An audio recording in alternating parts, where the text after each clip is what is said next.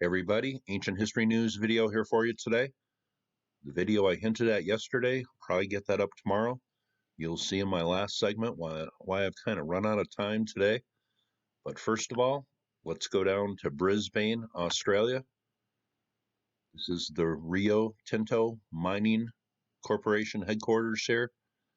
Why am I showing you this? Well, they did a very bad thing.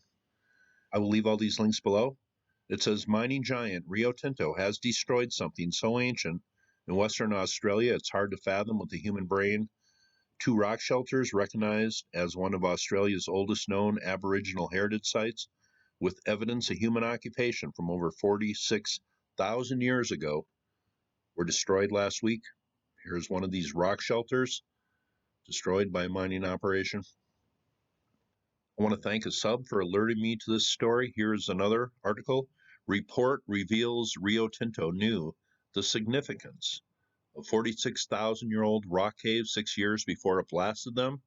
There's other articles you can find saying, well, just a misunderstanding led to this. This story stinks. There was archaeological work done here to figure out the significance of the caves. Here's another story. Rio Tinto blames misunderstanding for destruction of 46,000-year-old aboriginal site. Iron Ore Chief says company has taken accountability for destroying the site in the blast to expand Brockman 4 mine. I think we're getting a lot of BS from these people. It says Rio knew the site was thousands of years old and it had delayed destruction of the rock shelters to allow excavations to be carried out. Says archaeologist Dr. Michael Slack, who led the excavations in 2014, found several staggering artifacts, including grinding and pounding stones believed to be the earliest use of grindstone technology in Western Australia, and a 28,000-year-old kangaroo leg bone sharpened into a pointed tool, which appeared at the site up to 10,000 years earlier than in other sites. Here is Dr. Michael Slack, who did the archaeological work here. I will leave the link for this below. Is anyone responsible? It seems we get a bunch of excuses from people, but I guess investors in this company are not too happy with what they did, and this stirred up quite a hornet's nest. I will leave the link below. Let's move on. Next story, let's talk some very, very ancient America. This story just came out a few days ago. I thought it was interesting. A lot of us have visited Yellowstone National Park. Of course, most of us know this is a giant ancient caldera. Story was written on a few of these eruptions. Let's just read. This is livescience.com. This story came out yesterday. Newly discovered Yellowstone eruption is one of the top 5 eruptions of all time. It's one of 2 newly detected super eruptions that rocked North America and the world 9 million years ago. Here's a look at one of the places people visit at the park here. It says below the picturesque geysers and rainbow-tinted hot springs of Yellowstone National Park lurks one of the most destructive volcanoes on Earth. The gargantuan Yellowstone hotspot has erupted at least 10 times over the past 16 million years, altering the geography of North America. Here's where these eruptions have taken place over the last 16 million years here. The hotspot stays in the same place, but the landmass moves across it, so it kind of goes up in this chain-like fashion. Here's a video I made by request a little over a year ago, the Oregon anomaly. Somebody was wondering what this big feature was. Well, as it turns out, the hotspot has gone down this way through southern Idaho and then rotated up into present-day Oregon. That anomaly right here is most likely an ancient caldera from the Yellowstone hotspot. They studied chemical composition of the rocks, magnetic polarity of the rocks, a bunch of things here. It says it turned out that a smattering of volcanic deposits previously attributed to a series of small eruptions actually resulted from 2 gargantuan ones. The oldest, called the McMullen Creek supereruption, occurred about 9 million years ago over a 4,600 square mile stretch of what is now southern Idaho, the researchers found. So, new research into the Yellowstone supereruptions. I just thought this was a very interesting article. It says now the discovery of 2 ancient supereruptions, including the single largest in the hotspot's history, reveals an unexpected trend. The Yellowstone hotspot's activity may finally be waning. Researchers made the new discovery, which was published June 1 in the Journal of Geology, by analyzing a wide tract of volcanic rock coughed up by Yellowstone's hotspot across vast swaths of the western United States. I will leave the link below. Let's move on. Next story, let's talk a little ancient America. This is a place that I made a video on maybe a year and a half ago. We're going down to Mound Key in Florida. This is in Estero Bay. A lot of this island was built up over occupation, but you can see here on this very flat island, the trees are covering up a couple large mounds in here. But there was something else found on this island. The article just came out a few days ago. Let's read. Here's one of the few looks from the island you get near the information sign here. It says, with ground-penetrating radar, hand excavation, and painstaking analysis, scientists are coaxing a man-made Estero Bay island to reveal more of its trove of answers.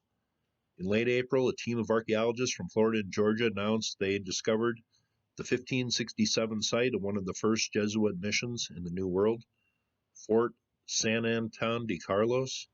One of the gentlemen here says you can have all the theories you want, but unless you actually do some research and find out, you don't really know for sure. It says there were Spanish documents that were pretty informative about the mission. It was built in 1566, but people really didn't know where it was for sure. Excavation work and other work done on Mound Key here has determined this was the location for it right here. It says not very far at all under the surface, we were able to uncover walls of probably part of a outer defensive wall and part of a couple buildings in the interior. They were able to see anomalies under the ground, unusual things, and in this case, they were linear patterns that looked very suggestive of a building of some kind. Spanish fort, the Calusa tribe let the Spanish build a Jesuit mission in here. Let's move on. Next story, just a quick one. Let's go down to Teotihuacan here near Mexico City. This is one of the more famous ancient sites of all time. Right down here, Avenue of the Dead here. We have the Pyramid of the Sun and the Moon. Here we are down on the Avenue of the Dead towards the southern end of it. Pyramid of the Sun right there. Pyramid of the Moon. Down here at the end of the Avenue of the Dead here. Let's just read. This is the Economist. Here is an ancient instrument found at Teotihuacan in the shape of a face here. It says the lost instruments at Teotihuacan will soon be heard again. It says one afternoon last December, a researcher at Huddersfield University in Britain stood atop the Pyramid of the Moon at Teotihuacan in Mexico and blew into a conch shell trumpet, sounding a note that echoed in the plaza far below. Later this year, COVID-19 permitting, he hopes to return with a group of colleagues to conduct an oral examination of the site using replicas of the ancient instruments they dug up there. Here is an ancient trumpet found at Teotihuacan, musical instrument coming from centuries ago. Here is a look from the top of the Pyramid of the Moon here at the end of the Avenue of the Dead. It says Teotihuacan is a mysterious place, once home to more than 100,000 people that had seen it around 1,500 years ago. It was among the biggest cities in the world. Its inhabitants, though, had no known system of writing. Even the city's original name is unknown.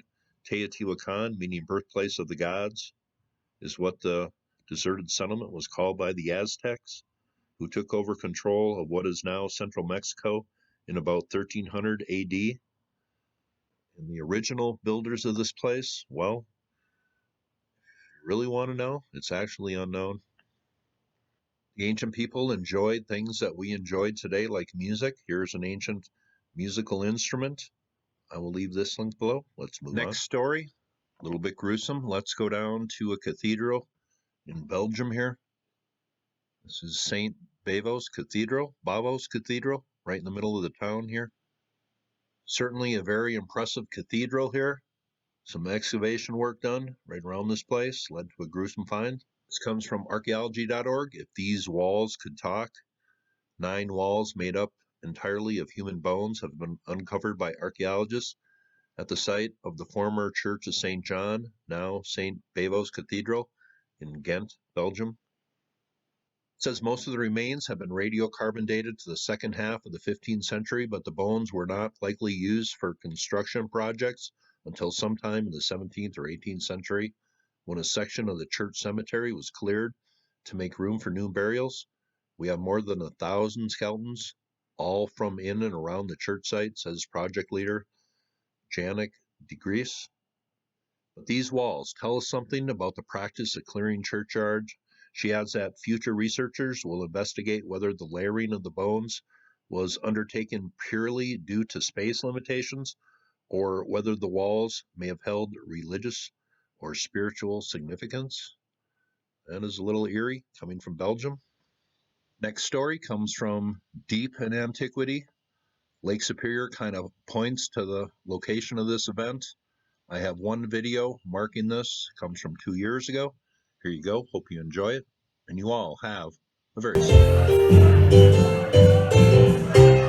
It's Chuck's birthday! Chuck, stand up, come on. Chuck is a good friend of mine. He's super cool, and he's very shy. So let's all sing happy birthday. So when I say you say Chuck. Happy birthday to you, Chuck. Happy birthday to you. Happy birthday, dear Chuck. Happy birthday to you. Hey, what's rhymes with Chuck? And what rhymes with Chuck? What rhymes with Chuck?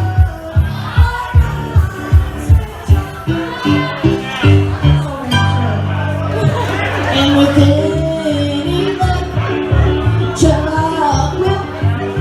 With any luck, Chuck will.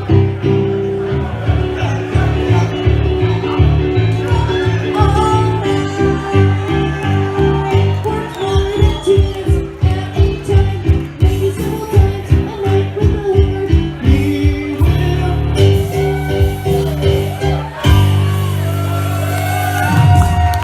Somebody, climb a shot for that dance. Welcome, Lake Havasu in the house. Welcome, Lake Havasu. Thank you, Zach.